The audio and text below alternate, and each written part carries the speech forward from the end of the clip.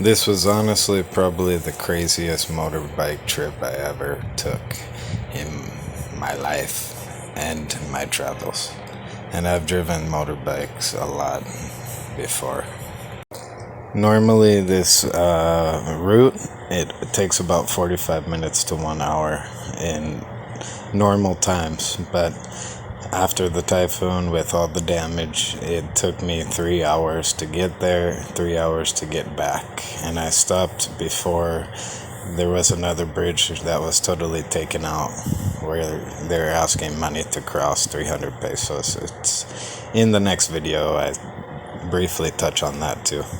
And this picture is where the highway, up at the more far in the picture, both the lanes of the road are totally destroyed and into the sea. And then at the closer, there's still kind of one lane, but you're not allowed to pass by going on the road. Unfortunately, I didn't really get a lot of footage on this trip, but I was really in a hurry to get there before the sun went down to be able to come back and drop the guy, or supposed to go there with him, but it was taking way too long than we thought. And so I had to drop him, I think, just before the bridge that was taken out, and I turned back. And the motorbike even barely was running the next time when the owner tried to start it. The carburetor was flooded and all the gas was pouring down. So I barely even made it back, which was totally crazy. Had I gone any further and not followed my intuition, I would have had to get stuck there and sleep for one night. I would have lost another like 800 pesos. It's like $15 that they never would have paid me back for. So follow your intuition. And this was the worst section of the drive.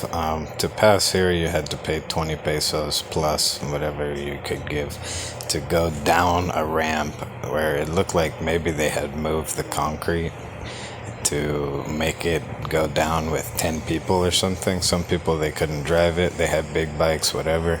So they would drive it for you. They even were picking up the motorbikes and carrying them. It was totally crazy. Then you had to drive along that sand, along the sea for like 300 meters, maybe more. And then you came back up again, another ramp. And I did that up and down 2 times in this trip because I went and then I returned. Yeah, it was the typhoon at night, then one day, and this was the next day. And they basically just out of the blue asked me if I can drive this guy through this crazy road. And there was like, after that part where the road was in the sea, there was maybe 3 landslides. One was really, really big. Every time he had to get off the motorbike, you could only ride with one person. And at the end, I just gave up and I said, man, I have to go back. And he was okay with it. If he wasn't, either way, I would have left. It was too crazy, man. And the guy ended up coming back, I think, in 2 more days after, in a small boat that they paddled on that same trip in the sea with one of the owner's brother or something. And then they were helping, and there was one guy, another showed up to fix everything, all the damage you saw in, I think, the second video of the morning after at the resort or hotel, whatever you want to call it. And on the whole trip, I think I brought like 300 milliliters of water. It's like a little more than 1 cup. So on the road coming back, when he was already gone, I saw a big pile of coconuts. I offered to pay them, but they really didn't want the money. They gave me 2 coconuts there. I drank. And then later, when I stopped to video the lumber factory that was in the fallen jungle everywhere, there was a barangay captain's property, and he ended up giving me another coconut. And I saw my friend, you'll see just a little in the video. But it was really a crazy trip. I mean, if I had more memory in my phone, I could have recorded more, but I had to keep everything short, unfortunately. But that's basically the short version of the story with not too many pictures, unfortunately. To move to the other room, I just take a picture of the People, they're making the lumber from the downed trees for my documentary. Very good. I lost my tooth last night. Wow. I don't know where my teeth went. That one. Holy shit. But here it's good. There's water there where you stay. Near the river or something. I need to do a backfire soon. I've been drunk for 2-3 days. I'm fucking hopeless, man. I've been drunk. I'm not helping anyone. They're all calling me crazy. I'm fucking. I gotta have a backfire soon. Oh my god.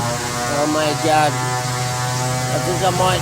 This is the captain's house. That is crazy. I can't believe I seen you here, man. Holy shit. That's insane. My house. I was here before. I was living here 2 years ago when lockdown happened. This is all my friends here. Oh, wow. Many amigos like that. But it's a captain. The barangay captain is here. Wow. Oh!